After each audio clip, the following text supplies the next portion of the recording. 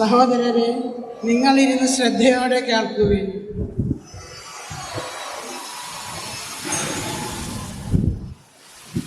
ജൂബിലിയുമായി ബന്ധപ്പെട്ട പഴയ നിയമത്തിലുള്ള വായന സിസ്റ്റർ ടോൺസി ജൂബിലിയേറിയ തന്നെ ഉടനെ വായിക്കുന്നതായിരിക്കും.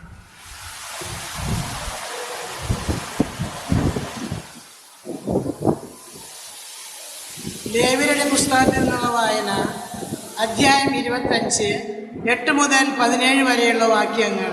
കർത്താവെ ആശീർവദിക്കണമേ. വർഷങ്ങളുടെ 7 സാബത്തുകൾ എണ്ണുക. 7 പ്രാവശ്യം 7 വർഷങ്ങൾ. വർഷങ്ങളുടെ 7 സാബത്തുകളുടെ ദൈർഘ്യം 49 വർഷങ്ങൾ. 7-ാം മാസം 10-ാം ദിവസം നിങ്ങൾ എല്ലായിടത്തും കാഹളം മുഴക്കണം. പാപപരിഹാര ദിനമായ അന്ന് ദേശം മുഴുവൻ കാഹളം മുഴക്കണം. 50-ാം വർഷത്തെ നീ വിശുദ്ധീകരിക്കണം. ദേശവാസികൾക്കെല്ലാം സ്വാതന്ത്ര്യം പ്രഖ്യാപിക്കണം. അത് നിങ്ങൾക്ക് ജൂബിലി വർഷമായിരിക്കും. ഓരോരുത്തർക്കും തങ്ങളുടെ സ്വത്ത് തിരികെ ലഭിക്കണം. ഓരോരുത്തരും തങ്ങളുടെ കുടുംബത്തിലേക്ക് മടങ്ങിപ്പോകട്ടെ. 50-ാം വർഷം നിങ്ങൾക്ക് ജൂബിലി വർഷമായിരിക്കണം. ആ വർഷം വിതയ്ക്കുകയോ ഭൂമിയിൽ താനെ വളരുന്നവ കൊയ്യുകയോ മുറിക്കാത്ത മുന്തിരിവള്ളികളിലെ ഫലങ്ങൾ ശേഖരിക്കുകയോ അരുത്. എന്തെന്നാൽ അത് ജൂബിലി വർഷമാണ്. അത് നിങ്ങൾക്ക് വിശുദ്ധമായിരിക്കണം. വയലിൽ നിന്ന് കിട്ടുന്നവ മാത്രം നിങ്ങൾക്ക് ഭക്ഷിക്കാം. ജൂബിലിയുടെ ഈ വർഷത്തിൽ ഓരോരുത്തരും തങ്ങളുടെ അവകാശ സ്ഥലത്തേക്ക് തിരികെ പോകണം. നിന്റെ അയൽക്കാരന് എന്തെങ്കിലും വിൽക്കുകയോ അവനിൽ നിന്ന് എന്തെങ്കിലും വാങ്ങുകയോ ചെയ്യുമ്പോൾ നിങ്ങൾ പരസ്പരം ഞെരുക്കരുത്. അടുത്ത ജൂബിലി വരെയുള്ള വർഷങ്ങളുടെ കണക്കനുസരിച്ച് അയൽക്കാരിൽ നിന്ന് നീ വാങ്ങണം. വിളവിൻ്റെ വർഷങ്ങളുടെ കണക്കനുസരിച്ച് അവൻ നിനക്ക് വിൽക്കട്ടെ.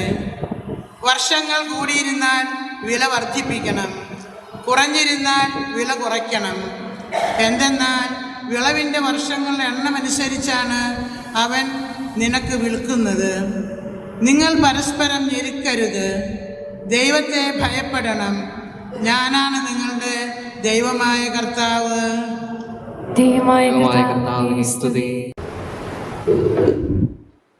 എൻ്റെ സഹോദരൻ വിശുദ്ധ പൗലോസ് ശ്ലീഹ കൊരിന്ത്യർക്ക് എഴുതിയ 1-ാം ലേഖനം അധ്യായം 7 വാക്യങ്ങൾ 32 മുതൽ 35 വരെ. കർത്താവെ ആശ്രയിച്ചാലും നിങ്ങൾ ഉത്കണ്ഠയുണ്ടാകരുത് ഞാൻ ആഗ്രഹിക്കുന്നു. അവിവാഹിതൻ കർത്താവിനെ എങ്ങനെ സംപ്രീതനാകാമെന്ന് ചിന്തിച്ച് കർത്താവിൻ്റെ കാര്യങ്ങളിൽ തൽപരനാകുന്നു. വിവാഹിതൻ സ്വഭാര്യയെ എങ്ങനെ പ്രീതിപ്പെടുത്താമെന്ന് ചിന്തിച്ച് ലൗകിക കാര്യങ്ങളിൽ തൽപരനാകുന്നു. അവൻ്റെ താല്പര്യങ്ങൾ വിവേചിക്കപ്പെടുന്നു. അവിവാഹിതയായ സ്ത്രീയും കന്യകയും ആത്മാവിലും ശരീരത്തിലും വിശുദ്ധി പാലിക്കാനായി കർത്താവിൻ്റെ കാര്യങ്ങളിൽ തൽപരരാണ്. വിവാഹിതയായ സ്ത്രീയാകട്ടെ ഭർത്താവിനെ എങ്ങനെ സന്തോഷിപ്പിക്കാമെന്ന് ചിന്തിച്ച് ലൗകിക കാര്യങ്ങളിൽ തൽപരയാകുന്നു. ഞാനിത് പറയുന്നത് നിങ്ങളുടെ നന്മയ്ക്ക് വേണ്ടിയാണ്, നിങ്ങളുടെ സ്വാതന്ത്ര്യത്തെ തടയാനല്ല. പ്രത്യുത നിങ്ങൾക്ക് ഉചിതമായ ജീവിതക്രമവും കർത്താവിനെ ഏകാഗ്രമായി സൂക്ഷിക്കാൻ അവസരവും ഉണ്ടാകാൻ വേണ്ടിയാണ്. നമ്മുടെ കർത്താവായ മിശിഹായ്ക്ക് ഈശോ മിശിഹായ്ക്ക് സ്തുതിയായിരിക്കട്ടെ. ആദ്യം തന്നെ സിസ്റ്റർ ടോംസിക്ക് ഞങ്ങളുടെ എല്ലാവരുടെയും പേര് ഇവിടെയുള്ള വികാരിയച്ഛൻ്റെയും വന്യച്ഛൻ്റെയും എല്ലാ ബന്ധുമിത്രാദികളുടെയും സ്വർഗത്തിലിരുന്ന നമ്മെ ആസ്വദിക്കുന്ന കാരണവന്മാരുടെ എല്ലാവരുടെയും പേര് ഗോൾഡൻ ജൂബിലിയുടെ മംഗളങ്ങൾ നേരാണ്. ഇപ്പം നമ്മൾ വായിച്ചു കേട്ട സുവിശേഷമായി എന്നറിയപ്പെടാം ഈശോയുടെ അത്ഭുത വചനങ്ങളാണ്. ഈ ഭാഗ്യവാന്മാർന്ന് പകരം വിശുദ്ധരാണെന്നാണ് വാക്കുകളൊക്കെ തർജ്ജമ ചെയ്യപ്പെടേണ്ടത്. പക്ഷേ ഭാഗ്യവരണം നമ്മൾ കേൾക്കുമ്പോഴേക്കും പെട്ടെന്ന് എന്തോ ഭാഗ്യം കിട്ടിയ പോലെ, അങ്ങനെയല്ല. വിശുദ്ധ ജീവിതങ്ങളാണ്. ഈശോയുടെ മുഖമായി മാറിയ വിശുദ്ധ ജീവിതങ്ങളെക്കുറിച്ച് വ്യക്തമായി സുവിശേഷം രേഖപ്പെടുത്തുന്ന ഭാഗമാണ്. വിലപിക്കുന്നവർ, കഷ്ടത അനുഭവിക്കുന്നവർ, നീതിക്ക് വേണ്ടി സഹിക്കുന്നവർ, ഇവരൊക്കെ വിശുദ്ധരാണ്. ഈശോയുടെ ഏറ്റവും വലിയ അത്ഭുതം എന്ന് പറയുന്നത് എന്താണെന്ന് ചോദിച്ചു ഒരിക്കൽ. പലരും പല ഉത്തരങ്ങളാണ് പറഞ്ഞത്. 5,000 പേർക്ക് കൊടുത്തത്, ലാസറിനെ ഉയർപ്പിച്ചത്, കുരുടന് കാഴ്ച കൊടുത്തത്, അന്ധന് കാഴ്ച കൊടുത്തത്, കുരുടന്റെ ചെവി തുറന്നത്, അങ്ങനെ പല ഉത്തരങ്ങളുണ്ട്. ഏറ്റവും അവസാനം ഗുരു പറഞ്ഞ ഉത്തരം വേറെയാണ്.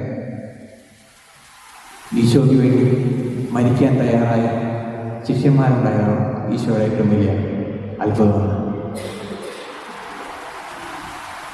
ഈശോയുടെ ശിഷ്യന്മാർ ലോകമെമ്പാടും പോയി സുവിശേഷം പ്രസംഗിച്ചു.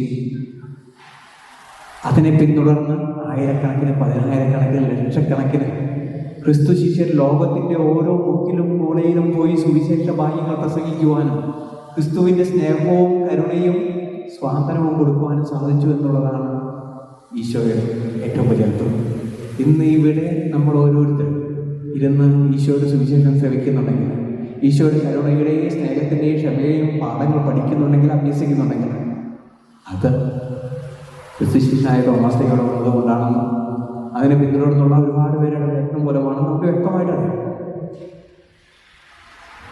കൊട്ടപ്പടി അതിൽ തന്നെ ഒരുപാട് അനുഗ്രഹിക്കപ്പെട്ട, ഒരുപാട് പാരമ്പര്യം നിറഞ്ഞു നിൽക്കുന്ന ഒരു വലിയ ദേവാലയവും ഈ ദേവാലയ പരിസരമാണ്. ഇവിടെ നിന്നൊരു വിശുദ്ധി ഉണ്ടാവുക എന്നുള്ളത് അത്ഭുതമല്ലാന്ന്, പ്രത്യേകിച്ച് ചുങ്കത്ത് തറവാട്ടിൽ നിന്നുണ്ടാവുക എന്നുള്ളത് അത്ഭുതമല്ലാന്ന് നമുക്ക് എല്ലാവർക്കും അറിയാം. കാരണം വർദ്ധച്ചം പോലും നിങ്ങളുടെ തറവാട്ടിൽ നിന്നുള്ളത്. അപ്പോൾ ടോമസ് സിസ്റ്റർ വേറൊരു വിശുദ്ധ, ഒരു വിശുദ്ധയുടെ മുഖമായിട്ട്, സുവിശേഷ പ്രഘോഷവുമായിട്ട് ഭൂമിയിൽ എല്ലാവരും നടക്കുന്നുണ്ട് എന്നുള്ളതിന് പ്രത്യേക അത്ഭുതമൊന്നും എനിക്ക് തോന്നുന്നില്ല. പക്ഷെ എന്നെ അത്ഭുതപ്പെടുത്തിയ വേറൊരു സംഭവമുണ്ട്. ടോംസി സിസ്റ്ററിന്റെ ജീവിതം 3ആയിട്ട് പുറത്തു വയ്ക്കുക. ഇപ്പം 75 വയസ്സായെന്നാണ് സിസ്റ്റർ പറഞ്ഞത്. 25 വയസ്സായപ്പോഴാണ് സിസ്റ്റർ വ്രതം ചെയ്യുന്നത്, സന്യാസിയായിട്ട്. അതിൻ്റെ 50 ജൂബിലിയാണ് ആഘോഷിക്കുന്നത്. അതിൽ നമ്മുടെ തറവാട്ടിൽ നിന്നും ഈ പള്ളിയിൽ നിന്നും കിട്ടിയ ദൈവാനുഭവവും വീട്ടിൻ്റെ പാരമ്പര്യമൊക്കെയുണ്ട്. ഒപ്പം തന്നെ എപ്പോഴും കൂടെ പിടിച്ചത് 5ാമത്തെ വയസ്സുകൊണ്ട് FCC സിസ്റ്റേഴ്സ് ഉണ്ട്. LF സ്കൂളിലും LF കോളേജിലും ഒക്കെ ആയിട്ട് എന്നും FCC സിസ്റ്റേഴ്സിൻ്റെ തണലിൽ തന്നെയാണ് സിസ്റ്റർ ജീവിച്ചിരിക്കുന്നത്. അവിടെ ഡിഗ്രി കഴിഞ്ഞു LF കോളേജിൽ. അത് കഴിഞ്ഞ് സിസ്റ്ററാവാൻ ജോയിൻ ചെയ്തു. 25ാമത്തെ വയസ്സിൽ ഈശോയ്ക്ക് സമർപ്പിച്ചുള്ള ജീവിതം തുടങ്ങി. പ്രത്യേകിച്ച് അധ്യാപനത്തിൽ ഒരുപാട് കുട്ടികളെ ദൈവസ്നേഹത്തിലേക്ക് അടുപ്പിക്കാനുള്ള ഒരു കൃപ ദൈവം സിസ്റ്ററിന് കൊടുത്തു എന്നുള്ളത്. സിസ്റ്റർ പറയുകയാണ് 25 വർഷത്തെ ജൂബിലി ആഘോഷിച്ചു, സിൽവർ ജൂബിലി. അത് കഴിഞ്ഞ് ആ ആഴ്ചയിലാണ് ആഫ്രിക്കയിലേക്ക്, കെനിയയിലേക്ക് പോകാനുള്ള ദൈവത്തിൻ്റെ ഒരു വിളിയിരിക്കുന്നത്. ഒരുപക്ഷെ അത്ര എളുപ്പമായിരിക്കും എനിക്ക് തോന്നുന്നത്. 96 അല്ലേ, 97 96 തൃശ്ശൂരിൽ നിന്നുള്ള സിസ്റ്റേഴ്സ് കെനിയയിലെത്തുന്നത്. 97 സിസ്റ്റേഴ്സ് ടോമസ് സിസ്റ്റർ അവിടെ കെനിയയിൽ എത്തുന്നുണ്ട്. ഞാൻ കെനിയയിൽ ഇരുന്നത് 2000-ലാണ്. ഈ സിസ്റ്ററിന് ആദ്യം കണ്ട ഒരു സംഭവം ഞാൻ പറഞ്ഞു. ഞാൻ 2000-ൽ കെനിയയിൽ ചെല്ലുന്നു. അപ്പോൾ 98, 99 എൽ നീനോ എന്നുകൊണ്ടൊരു മഴ പെയ്തൊരു കാലഘട്ടമാണ് കെനിയയിൽ. ഭയങ്കര മഴയായിരുന്നു, പേമാരിയായിരുന്നു. മിക്കവാറും പുഴകളുടെയൊക്കെ പാലങ്ങളൊക്കെ ഒലിച്ചുപോയി. അത്രയും വലിയ മഴയാണ്. അത് കഴിഞ്ഞ് പിന്നെ ഒരു 9 മാസം, ഈ 1999 തൊട്ട് 2000 ഞാൻ ചെല്ലുന്നൊരു ജൂൺ മാസത്തോട് ബന്ധപ്പെട്ട് ഒരു 9 മാസത്തേക്ക് അവിടെ മഴ പെയ്തിട്ടില്ല. പ്രത്യേകിച്ച് ഞങ്ങളുടെ അച്ഛന്മാർ ജോലി ചെയ്യുന്ന ബ്യൂണി എന്നൊക്കെ പറഞ്ഞ ഒരു ഏരിയയിൽ ഞാൻ അവിടേക്കാണ് പോകുന്നത്. അപ്പോൾ പോകുന്ന വഴിയിലൊക്കെ 9 മാസത്തേക്ക് മഴ പെയ്തില്ല എന്ന് പറഞ്ഞു കഴിഞ്ഞാൽ കെനിയയിൽ ജലസേചന സൗകര്യം ഇല്ലാത്ത നാടാണ്. അണക്കെട്ടും അങ്ങനത്തെ പോക്കൊന്നുമില്ല. മഴ പെയ്യുന്നു, വിത്തിടുന്നു, ആ മഴയിൽ മുളച്ചു പൊന്തി 2 ആഴ്ച കഴിഞ്ഞ് മഴ പെയ്തില്ലെങ്കിൽ മുളച്ചു പൊന്തി തുടങ്ങി പോകും. വീണ്ടും മഴ തമ്പുരാൻ കൊടുക്കണം ഒരു 3 ആഴ്ച കൂടുമൊക്കെ. എന്നാലാണ് അത് വലുതായി വർഷം കഴിയാണ്ടാവുന്നത്. കുടിവെള്ളം അങ്ങനെ തന്നെയാണ്. ഈ മലയിൽ നിന്ന് ഇങ്ങനെ വെള്ളം ഒലിച്ചു വന്ന് എവിടെയെങ്കിലും കെട്ടിക്കിടക്കും, അത് അവിടത്തേക്ക് കൊണ്ടുപോകും. സ്കൂളിൽ നിന്ന് കുട്ടികൾ വിട്ടു വന്നു കഴിഞ്ഞാൽ, സ്കൂൾ വിട്ടു വന്നു കഴിഞ്ഞാൽ പെൺകുട്ടികളുടെ മെയിൻ പണി ഈ 10-15 ലിറ്ററിൻ്റെ കന്നാസില്ലേ, അത് തലയിൽ കെട്ടി വെച്ചിട്ട് വെള്ളം തക്കാൻ പോല. അത് 2-3 കിലോമീറ്റർ പോയി എടുത്തിട്ട് വരും. ഏറ്റവും ആദ്യം മഴ പെയ്ത കാലങ്ങളിൽ. പിന്നീട് 2 മാസത്തേക്ക് മഴ പെയ്യാണ്ടാവുമ്പോൾ നടക്കുന്നത് ദൂരം കൂടും. കാരണം അടുത്തുള്ള പുഴകളിലൊന്നും വെള്ളമില്ലാണ്ടാവും. പിന്നെ 5-10 കിലോമീറ്റർ നടന്നു പോയിട്ടാണ് ഓരോ കന്നാസും വെള്ളമായിട്ട് ഈ കുട്ടികൾ വീട്ടിലേക്ക് വരാം. അതാണ് ആ നാടിൻ്റെ ഒരു പ്രത്യേകത. അപ്പോൾ ഞാൻ ചെല്ലുമ്പോൾ ഈ 9 മാസമായിട്ട് മഴ പെയ്തല്ലേ, അത്യാവശ്യം പട്ടിണിയുണ്ട്. പള്ളിയിൽ ഈ ദുരിതാശ്വാസ ഭക്ഷണം കൊടുക്കുന്ന ഒരു പരിപാടിയുണ്ട്. വെറുതെ ചോളം ഉപ്പിട്ട് പുഴുങ്ങി കൊടുക്കുന്ന ചോളം പയറും കൂട്ടി കിതേരി എന്ന് പറയും അവിടെ. നീണ്ട ക്യൂ ഉണ്ടാവും. കൊച്ചുകുട്ടിയൊക്കെ വന്നിട്ട് ഞാൻ നോക്കുമ്പോൾ ഒരു കുഞ്ഞു കൊച്ച് അവിടേക്കാളൊക്കെ തിരിച്ചല്ല, 5 വയസ്സില്ല. അവനൊരു പാത്രം അങ്ങനെ നീട്ടുന്നുണ്ട്.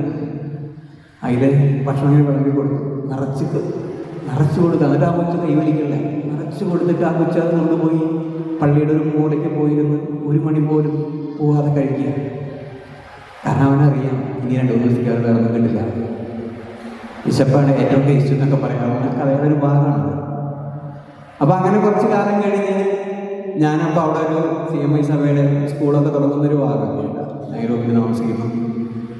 അപ്പോൾ എൻ്റെ അടുത്ത് ദേവി എന്ന് പറഞ്ഞ അച്ഛനാണ് എൻ്റെ കൂടെ ഉള്ളത്. ആൾ പറഞ്ഞു, ടോം സിസ്റ്ററും ബെർണഡീറ്റ് അമ്മ എന്നൊരു സിസ്റ്ററുമായി അവർ നമ്മളെ ക്ഷണിച്ചിട്ടുണ്ട്, അവരൊരു മലയുടെ മുകളിൽ താമസിക്കുന്നതെന്നൊക്കെ പറഞ്ഞ് എൻ്റെ അടുത്ത് പറഞ്ഞു നമുക്ക് പോകാമെന്ന് പറഞ്ഞു. അപ്പോൾ ഏകദേശം ജനുവരി ഫെബ്രുവരി മാസമായിട്ടുണ്ട്. നല്ല മഴ തുടങ്ങിയിട്ടുണ്ട്. ഈ സമയത്ത് അവിടെ മഴ. ഇവർ താമസിക്കുന്ന ഏരിയയിൽ അത്യാവശ്യം മഴ പെയ്യുന്ന തണുപ്പുള്ള ഒരു ഏരിയ.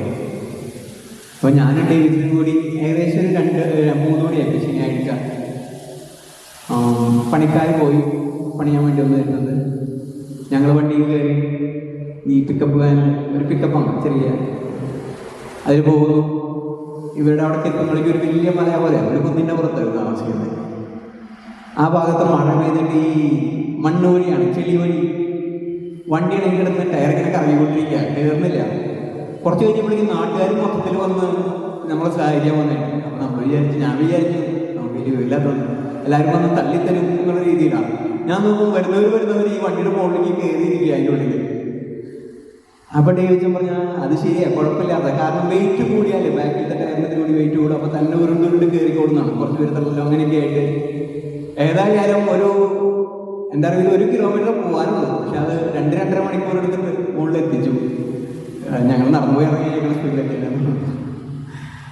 ഞങ്ങൾ 7 മണിക്ക് എത്തുമെന്ന് വിചാരിച്ചേ 9:30 അവിടെ എത്തിക്കും. ഞങ്ങൾ നോക്കുമ്പോൾ അവിടെ ചെന്നപ്പോഴേക്കും നല്ല തണുപ്പുള്ള സ്ഥലമാണ്, ചൂടുകളൊക്കെ ആയിട്ട് തോമസ് സിസ്റ്ററും ബെർണഡീറ്റ് അമ്മയും അവിടെ വെക്കാറുണ്ട്. പിന്നെ ഞാൻ ചോറൊക്കെ കഴിച്ചിട്ടൊരു 5-6 മാസമായിട്ടുണ്ടായിരുന്നു. ഒരു മീൻകറിക്ക് എവിടെ നിന്ന് സംഘടിപ്പിച്ചതെന്നൊന്നും അറിയില്ല. ഇവർ ടൗണിലൊക്കെ പോയി വാങ്ങിച്ചു കൊണ്ട് ചോറൊക്കെ വെച്ച് ഞങ്ങൾക്ക് തോന്നും ഭയങ്കര സന്തോഷമായി. അതാണ് ആദ്യമായിട്ട് ടോമസ് ഇങ്ങനെ കാണുന്നത്. ടോമസ് ഇമ്മ പറയുന്നത് കെനിയയിൽ ചെന്നത് സ്റ്റെറേന്നുകൊണ്ട് കെനിയത്തെ ഏറ്റവും ടോപ്പ് സ്കൂളിലാണ്. അത് ഈ സ്ട്രീറ്റ് ബോയ്സിനെ എടുത്ത് വളർത്തി ഒരു സായിപ്പായിട്ട് തുടങ്ങിയിരിക്കുന്ന ഒരു സ്കൂളിലേക്കാണ് FC സിസ്റ്റേഴ്സിനെ ആദ്യം ക്ഷണിക്കുന്നത്. പക്ഷേ കെനിയയിലത്തെ ഏറ്റവും എല്ലാ റാങ്കുകളും ആ സ്കൂളിനെ കിട്ടാറ്. പാവപ്പെട്ട സ്ട്രീറ്റ് ബോയ്സിന് പഠിക്കാൻ ഫീസില്ല, മറ്റുള്ളവർക്ക് ഭയങ്കര ഫീസാണ്, 2 ലക്ഷം രൂപയൊക്കെ വരും. അവിടെ ഒരു ചെറിയ ഡിസ്പെൻസറി ഉണ്ട്, ഈ സ്കൂളിൻ്റെ ഡിസ്പെൻസറി. പിന്നെ അങ്ങനത്തെയുള്ള കാര്യങ്ങൾ നോക്കുന്നതിന് വേണ്ടിയാണ് ഒരു സിസ്റ്ററിനെ ലൈബ്രറി, പിന്നെ ഒരു സിസ്റ്ററിനെ പഠിപ്പിക്കാനൊക്കെ സഹായത്തിനായിട്ടാണ് ക്ഷണിക്കുന്നത്. അപ്പോൾ ഇവരവിടെ FC സിസ്റ്റേഴ്സ് ഓൾറെഡി ചെന്നിട്ടുണ്ടായിരുന്നു. അവിടെ ടോം സിസ്റ്റർ അവിടുത്തെ രൂപതയിലെ ഒരു സ്കൂൾ ഏറ്റെടുക്കുന്നതിന് വേണ്ടിയാണ് സിസ്റ്റർ ഇവിടെ നിന്ന് സിൽവർ ജൂബിലി കഴിഞ്ഞ് ചെല്ലുന്നത്. അപ്പോൾ ആദ്യമായിട്ട് ചെല്ലുന്നു, ഒരു പുതിയ നാട്, പുതിയ സംസ്കാരം, ഇതൊന്നും അറിയില്ല. അപ്പോൾ അതൊന്ന് പരിചയപ്പെടാമെന്ന് വെച്ചിട്ടാണ് സ്റ്റെർഹേ സ്കൂളിലാണ് ആദ്യത്തെ 6 മാസം സിസ്റ്റർ താമസിക്കുന്നത്. ആ സ്കൂൾ പക്ഷേ വളരെ വ്യത്യസ്തമായ സ്കൂളാണ്. ടീച്ചേഴ്സിന് അവിടെ റോളില്ല, പ്രിൻസിപ്പളിനും റോളില്ല. സ്കൂൾ ഭരിക്കുന്നത് കുട്ടികളാണ്. പഴയൊരു മിലിറ്ററി സിസ്റ്റത്തിൽ കൊണ്ടുപോകുന്നൊരു സ്കൂളാണ്. ഇപ്പോൾ ഈ ടീച്ചർ ക്ലാസ് എടുത്തിട്ടില്ലെങ്കിൽ പരാതിപ്പെടാൻ ക്യാപ്റ്റൻസിൻ്റെ അടുത്താണ്. കുട്ടികൾക്കുള്ള ശിക്ഷ കൊടുക്കുന്നത് ക്യാപ്റ്റന്മാരാണ്. ഇവൻ പഠിച്ചു വന്നിട്ടില്ല, ഹോംവർക്ക് ചെയ്തിട്ടില്ല എന്ന് പറഞ്ഞാൽ ക്യാപ്റ്റന്മാരാണ് അവൻ ടോയ്ലറ്റ് കഴുകണോ കുറ്റടിക്കണോ എന്നുള്ളത് തീരുമാനിക്കുന്നത്. അങ്ങനെ വേറൊരു തരത്തിൽ നടന്നു പോകുന്ന, നമ്മുടെ നാട്ടിൽ ഒരിക്കലും പരിചയമില്ലാത്ത, കുട്ടികൾ തന്നെ ഭരിക്കുകയും കുട്ടികൾ തന്നെ കാര്യങ്ങൾ തീരുമാനിക്കുകയും ചെയ്യുന്ന ഒരു സ്കൂൾ സിസ്റ്റത്തിലേക്കാണ് സിസ്റ്റർ ബന്ധപ്പെടുന്നത്. പക്ഷെ സാവകാശം സിസ്റ്റർ അവിടുത്തെ ഒരു സംസ്കാരമൊക്കെ പഠിച്ചെടുത്ത് 10 വർഷത്തോളം കഴിഞ്ഞ സ്കൂളിൽ ജീവിക്കുക, പെൺകുട്ടികളുടെ സ്കൂളാണ്. പിന്നെ അവിടെ നിന്നും പല സ്ഥലങ്ങളിലേക്ക് മാറ്റണം, 3 സ്ഥലങ്ങളിലേക്ക് മാറ്റമുണ്ടാവുന്നത്. ഒന്ന് ടിങ്ങാങ്ങ എന്ന് പറഞ്ഞിട്ട് വേറൊരു സ്കൂൾ. ഞാൻ അവിടുത്തെ സ്കൂളിൽ പോയിട്ട് ഗസ്റ്റ് ബുക്കിൽ ഇപ്പോൾ എഴുതിയിട്ട് ഓർക്കുന്നുണ്ട്, ആനവായിലമ്പഴങ്ങ എന്ന് പറഞ്ഞിട്ട് ഞാൻ മലയാളത്തിൽ എഴുതിയിട്ട് അവിടെ ആർക്കും വായിക്കാറില്ലല്ലോ, എനിക്ക് ഉറപ്പില്ല, നമ്മുടെ സിസ്റ്റേഴ്സ് മാത്രമേ വായിക്കുള്ളൂ. അന്നും സിസ്റ്റേഴ്സിനെയൊക്കെ കണ്ട് സ്നേഹപൂർവ്വം കടന്നുപോയി. പിന്നെ സിസ്റ്റർ പോയ ഒരു സ്ഥലം കമ്പൂവങ്കോ എന്ന് പറഞ്ഞിട്ടാണ്, നമ്മളൊരു CMI അച്ഛൻ തന്നെ തുടങ്ങിയ ഒരു മിഷനാണ്. അതൊരു പ്രത്യേകപ്പെട്ട സ്ഥലമാണ്. ഒരു 250 കിലോമീറ്റർ, ഞാൻ ഈ നേരത്തെ പറഞ്ഞ ഒരു മഴയില്ലാത്ത സ്ഥലം ഉണ്ടല്ലോ, അവിടെ നിന്ന് പിന്നെ ഒരു 250 കിലോമീറ്റർ എത്യോപ്യയുടെ ബോർഡറിലേക്ക് പോകണം. അത് പിന്നെയും മഴ കുറഞ്ഞു വരുന്ന സ്ഥലമാണ്. ഈ സിസ്റ്റേഴ്സിൻ്റെ കോൺവെൻറ്റിലേക്ക് പോകുന്നതിന് ഒരു 40 കിലോമീറ്റർ മണൽ നമ്മുടെ കുണ്ടുകുളം പിതാവ് മരിച്ച കേട്ടിട്ടുണ്ടാവും ഇല്ലേ? കുണ്ടുകുളം പിതാവ് മരിച്ചിട്ടുള്ള വേറെ റോഡിലാണ് പോകാൻ മരിക്കുന്നത്. ഒരു മിലിറ്ററി റോഡാണ്, ഭയങ്കര കല്ലുകൾ ഇട്ടിട്ടുണ്ടാക്കിയ റോഡാണ്. അപ്പോൾ വണ്ടി കുടുങ്ങി പകുതി വെച്ചിട്ട് പിതാവിന് അസുഖം മൂർച്ഛിക്കുകയും അവിടെ മരിക്കുകയും ചെയ്തു. ഈ സിസ്റ്ററിൻ്റെ അവിടേക്ക് പോകുന്ന വഴിയിലും ഞാൻ 2000 അവിടേക്ക് ചെല്ലുമ്പോൾ കുറുകയായിട്ടൊരു റോഡ് പറയും. ഈ വലിയ ട്രക്കുകൾ പോയിട്ട് വലിയ ചാലുകളാണ്. നമ്മൾ കുടുങ്ങി ഓരോ പമ്പുകളും ചാടി പോണ പോലെയാണെങ്കിൽ 40 കിലോമീറ്റർ പോവാം. അത്രയും കഷ്ടമുള്ള ഒരു റോഡിൽ കൂടെയാണ് ഇവരവിടേക്ക് എത്തിയാണ്. ഇവരടുത്ത് എത്താറായപ്പോൾ ഒരു 15 കിലോമീറ്റർ മുമ്പോട്ട് നമ്മൾ കാണുന്നുണ്ട് കുറേ കഴുതകൾ ഇങ്ങനെ വഴി കൂടെ നടന്നുകൊണ്ട്. ഈ കഴുതയുടെ 2 സൈഡിലും നിറച്ച് കന്നാസുകൾ കെട്ടിയിട്ടിരിക്കുക. എന്നിട്ട് കഥ എന്ന് വെച്ച് കഴിഞ്ഞാൽ 10-20 കിലോമീറ്റർ അപ്പുറത്തു നിന്നാണ് വെള്ളത്തിൻ്റെ ഒരു സോഴ്സ് ഉള്ളത്. അപ്പോൾ ഈ കഴുതകളെ പുറത്ത് വെച്ച് കെട്ടിക്കൊടുക്കും നടന്നു വന്നിട്ട്. അപ്പോൾ അവരാരും വീടുകളിലേക്ക് എത്തിക്കോളും. ഈ കഴുത കാലത്ത് പോകുന്നതായാലും ചെറിയ വീട്ടിലെത്തിരിക്കുള്ളൂ 20 കിലോമീറ്റർ നടന്ന്. അത് പക്ഷേ കൃത്യ ഉടമസ്ഥൻ്റെ വീട്ടിലേക്ക് തന്നെ ഈ വെള്ളവും കൊണ്ട് അവിടെ എത്തിക്കോളും. അപ്പം അങ്ങനെ നിറയെ കഴുതകൾ നടന്നു പോകുന്നുണ്ട്. കുറച്ച് ആൾക്കാർ ഇങ്ങനെ കാൽവണ്ടി പോലത്തേലേക്ക് വെള്ളം കൊണ്ട് പോകുന്നുണ്ട്. അപ്പോൾ ഏറ്റവും അവസാനം ഈ പറഞ്ഞ കബോങ്കോ എന്ന് പറഞ്ഞ സ്ഥലത്തെത്താം. അവിടെ എത്തുമ്പോൾ നമ്മുടെ സിസ്റ്റേഴ്സിന് അവിടുത്തെ ഇപ്പോൾ മെയിനായിട്ട് ഒരു സ്കൂളുകൊണ്ട് ഒരു ഡിസ്പെൻസറി ഉണ്ട്. ഡിസ്പെൻസറിയിലെ മെയിൻ ചിലവ് എന്താണെന്ന് വെച്ച് കഴിഞ്ഞാൽ ഈ പേപ്പട്ടി വിഷത്തിന് വേണ്ടി നമ്മൾ കുത്തിവെക്കുന്ന ഒരു ഇതില്ല ഓഫീസിൽ അല്ലേ? കഴുത കഴിച്ച് കഴിഞ്ഞാലും സെയിം കുത്തിവെപ്പ് പറഞ്ഞാണ്. നമ്മുടെ സിസ്റ്റേഴ്സ് ചെല്ലുമ്പോഴാണ് അങ്ങനത്തെ കുറേയൊക്കെ ഉപകാരങ്ങൾ ഉണ്ടാവുള്ളൂ. ഞാൻ അവിടെ വെച്ച് ആഗ്രഹിച്ചതല്ല ഒന്ന് നഴ്സിംഗ് പഠിക്കണം. കാരണം ഒരു പനി പിടിച്ചവർക്ക് മരുന്നെങ്കിലും കിട്ടണ്ടേ? ഒരു 10-60 കിലോമീറ്റർ പോയാൽ അവിടെ നിന്ന് ഒരു 120 കിലോമീറ്ററെങ്കിലും ചുരുങ്ങിയത് പോലെ ഒരു ആശുപത്രിയാണ്. അത്രയും ഒരു കഷ്ടപ്പാടിൻ്റെയും കൂടി ഒരു കഥ ഉണ്ടാവില്ല. പക്ഷെ വെള്ളമായിരുന്നു. പക്ഷെ സിസ്റ്ററൊക്കെ അവിടെയും ഒരുപാട് നന്മ ചെയ്ത് ഇവരവിടെ ഒരു കിണർ കുത്തി നമ്മുടെ 2 അടി വീതി ഒരു മനുഷ്യൻ ഇറങ്ങിപ്പോയി കുറേ താഴ്ചയ്ക്ക് പോയിട്ട് വെള്ളം കണ്ടെത്തുന്ന ഒരു രീതിയൊക്കെ കണ്ടു ഒരു പ്രാവശ്യം ചെന്നപ്പോൾ കാണുമ്പോൾ. പക്ഷെ എനിക്ക് തോന്നുന്നു 25 വർഷം സിസ്റ്റർ അവിടെ എങ്ങനെയുള്ള കഷ്ടപ്പാടുകളൊക്കെ ജീവിച്ചു. ഇപ്പോഴും സിസ്റ്ററോട് ചോദിച്ചു കഴിഞ്ഞാൽ അവിടേക്ക് പോകാൻ സിസ്റ്ററിന് താല്പര്യമായി. കാരണം നമ്മുടെ ജീവിതത്തിൽ എടുക്കുന്ന ചില സമർപ്പണങ്ങളുടെയും തീർച്ചയുടെയും ഭാഗം ഒരു മനസ്സിൻ്റെ ധൈര്യം നമുക്ക് പറയും. എനിക്കൊരു പക്ഷേ ടോക്സിസ്റ്റിനെ കാണുമ്പോൾ അന്ന് തൊട്ടേ തോന്നിയിട്ടുള്ള ഒരു ചാവറേച്ചനായിട്ടൊക്കെ ഉപയോഗിക്കാനാണ്. നമ്മുടെ വീട്ടിലൊരു നല്ല അപ്പൻ എന്നൊക്കെ പറയുന്നത് ഒരു നല്ല അമ്മയുടെ കൃത്യമായ മുഖം ടോക്സിസ്റ്റിനാണ്. വിപ്ലവകാരിയൊന്നല്ല ചാവറേച്ചൻ. അതുകൊണ്ട് ചാവറച്ചനെ കുറിച്ച് ഇപ്പോൾ കേരളത്തിൻ്റെ നവോത്ഥാനത്തിന് വലിയ ആളായിട്ട് ചാവറച്ചനെ പറയുന്നത് ഒരു വീടിൻ്റെ അപ്പനോ അമ്മയോ ആകുമ്പോൾ ഇതെല്ലാം കാര്യങ്ങളിൽ കോംപ്രമൈസ് ചെയ്യേണ്ടതുണ്ട്. ഒരുപാട് പേര് സ്വീകരിക്കേണ്ടതുണ്ട്. ഒരുപാട് ത്യാഗങ്ങൾ, മനസ്സിലാക്കലുകൾ, വിട്ടുകൊടുക്കലുകൾ ഒരുപാട് ചെയ്യേണ്ടതുണ്ട്. ടോമി സിസ്റ്റർ എന്നും എവിടെയും ഏത് സമൂഹത്തിലായിരിക്കുമ്പോൾ ഒരു നല്ല അമ്മയുടെ മുഖം വളരെ വ്യക്തമായിട്ട് ടോമി സിസ്റ്ററുടെ മുഖത്തുണ്ടായിരുന്നു. ഓരോ പ്രവൃത്തിയിലുണ്ടായിരുന്നു, സംസാരത്തിലുണ്ടായിരുന്നു. എന്ന ശാന്തയായിട്ട് തന്നെ ഞാൻ കണ്ടിട്ടുള്ളൂ. ടോംസി അമ്മേനെ ഒരുപാട് സ്നേഹമുള്ള, ആര് ചെന്നാലും സ്വീകരിക്കുന്നത്. ഞങ്ങൾക്ക് നേരിട്ടുണ്ടായിരുന്ന കല്യാണിച്ചൻ എന്ന് പറഞ്ഞിട്ട് എല്ലാവരും ഭയങ്കര സ്നേഹത്തോടു കൂടി സ്വീകരിക്കുന്ന ഒരു അച്ഛൻ. അതുപോലെ തന്നെ വേറൊരു കല്യാണിച്ചിന് മുഖമായിരുന്നു ടോംസി അമ്മേനെ ഉണ്ടായിരുന്നത്. ഒരു സമൂഹത്തെ കെട്ടിപ്പടുത്താൻ അത് 10-25 വർഷം വേറെ അന്യ നാട്ടിൽ പോയിട്ട് അവിടുത്തെ ഓരോ കാലാവസ്ഥകൾക്കും ചേർന്ന് ഭാഷയോടും സംസ്കാരത്തിനോടും ചേർന്ന് ഭക്ഷണ രീതികളോടും ചേർന്ന് ഞാൻ പറഞ്ഞിട്ട് നേരത്തെ ഒരു 5-6 മാസമായിട്ടൊക്കെ 5 വർഷം കഴിഞ്ഞിട്ട് അല്ലെങ്കിൽ ഇവരൊക്കെ ചെന്നിരുന്ന സ്ഥലങ്ങളിൽ അങ്ങനെയൊക്കെ തന്നെയാണ് യാത്ര ചെയ്ത ദൂരങ്ങൾ 100-300 കിലോമീറ്ററൊക്കെ ഈ വണ്ടിയിലും കയറിയിരുന്നു. ഞാൻ നേരത്തെ പറഞ്ഞു ഞങ്ങളൊക്കെ പോകേണ്ട കാറിലൊക്കെ പോകുള്ളൂ. ഈ ബിഷപ്പ് പോലും പോയിട്ട് മരിച്ചു എന്ന് പറഞ്ഞ സ്ഥലത്ത് ഇവരൊക്കെ സാധാരണ ബസ്സിലൊക്കെ കയറി അതും ദിവസത്തിൽ ഒരു ബസ്സൊക്കെ പിടിക്കാൻ പറ്റുള്ളൂ. അതിലൊക്കെ പോയി യാത്ര ചെയ്ത് ഈ സ്ഥലങ്ങളിലൊക്കെ എത്തി. ഒന്നും കൂടി എനിക്ക് ആലോചിച്ചാൽ നമുക്ക് കൃത്യമായി കിട്ടും ഈശോയുടെ മുഖമായി വളർന്ന സന്യാസികളുടെ ജീവിതങ്ങളെക്കുറിച്ച്.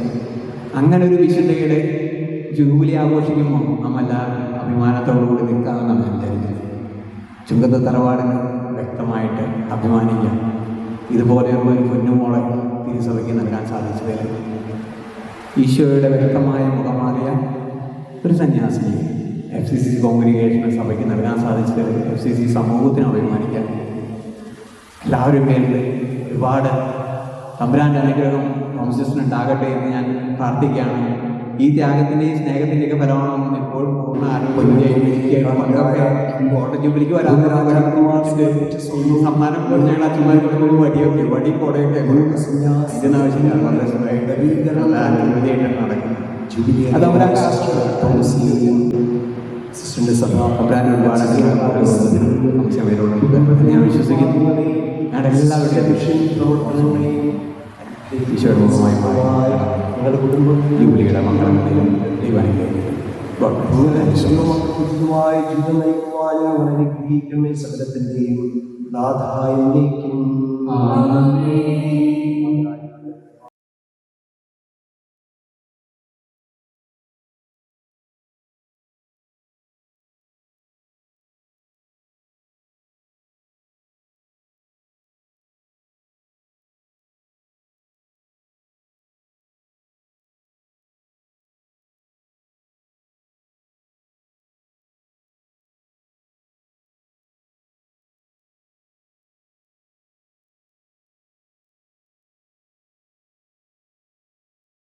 പിതാവും പുത്രനും പരിശുദ്ധാത്മാവുമായ ത്രിത്വൈക ദൈവമേ, ഞാൻ സിസ്റ്റർ മേരി ടോംസി എനിക്ക് വേണ്ടി സ്വയം ശൂന്യനാക്കിയ ദരിദ്രനും വിനീതനും ക്രൂശിതനുമായ ഈശോയുടെ സ്നേഹം വ്യക്തിപരമായി ആഴത്തിൽ അനുഭവിച്ചറിഞ്ഞ് അങ്ങേയ്ക്കായി എന്നെ തന്നെ അർപ്പിക്കുകയും അങ്ങയുടെ രാജ്യത്തിനും അങ്ങയുടെ ജനത്തിൻ്റെ ശുശ്രൂഷയ്ക്കുമായി സ്വയം സമർപ്പിക്കുകയും ചെയ്തുകൊണ്ട് ദൈവജനനിയായ അമലോത്ഭവ മറിയത്തിൻ്റെയും ഞങ്ങളുടെ പിതാവായ വിശുദ്ധ ഫ്രാൻസിസ് അസീസിയുടെയും അമ്മയായ വിശുദ്ധ ക്ലാരയുടെയും സകല വിശുദ്ധരുടെയും മധ്യസ്ഥതയിൽ ആശ്രയിച്ച് വിശുദ്ധ ഫ്രാൻസിസിൻ്റെ മൂന്നാം സഭയുടെ നിയമവും ഫ്രാൻസിസ്കൻ ക്ലാരിസ്റ്റ് കോൺഗ്രിഗേഷൻ്റെ ജീവിതവും നിയമങ്ങളും അനുസരിച്ച് വിശുദ്ധ അനുസരണം, അർപ്പിത ബ്രഹ്മചര്യം, സുവിശേഷാത്മക ദാരിദ്ര്യം എന്നീ വ്രതങ്ങൾ മരണപര്യന്തം അനുഷ്ഠിച്ചു കൊള്ളാമെന്ന് ശരിയായ അറിവോടും പൂർണ്ണ സമ്മതത്തോടും സ്വതന്ത്ര മനസ്സോടും കൂടെ സർവശക്തനായ അങ്ങയോട് വാഗ്ദാനം ചെയ്തതിനെ നവീകരിക്കുന്നു. ആമേൻ.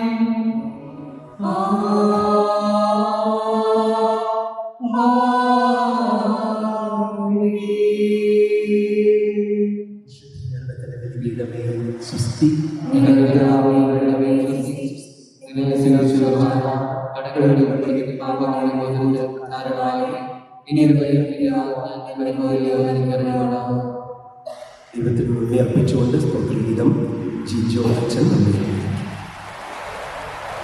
ദൈവമേ, ഞങ്ങൾ അങ്ങേ വാഴ്ത്തുന്നു, അങ്ങേയ്ക്കായെന്നും സ്തോത്രങ്ങൾ. പാരിനാഥനായ ഞങ്ങളെന്നും സ്തുതിക്കുന്നു. നിത്യസൽപിതാവാകുമങ്ങയെ ആരാധിക്കുന്നു പാരാകെ, ആരാധിക്കുന്നു പാരാകെ. ശ്രീയേഴും ദിവ്യപ്രേക്ഷിതർ തന്നെ ദിവ്യന്മാർ വേദസാക്ഷികൾ, നിത്യാനന്ദ പ്രതാപവാനൻ വാഴ്ത്തിയിടുന്നു നിരന്തരം, വാഴ്ത്തിയിടുന്നു നിരന്തരം. വിസുലൻ പ്രവാമോരിനെ താരാനിത്യനാമേരസുരുവേ, പാവനായ പ്രിയദൈവമേ, സ്തോത്രമിന്നു നിത്യമേ. ലോകമാകവേ പാവനം സദാ കീർത്തിക്കുന്ന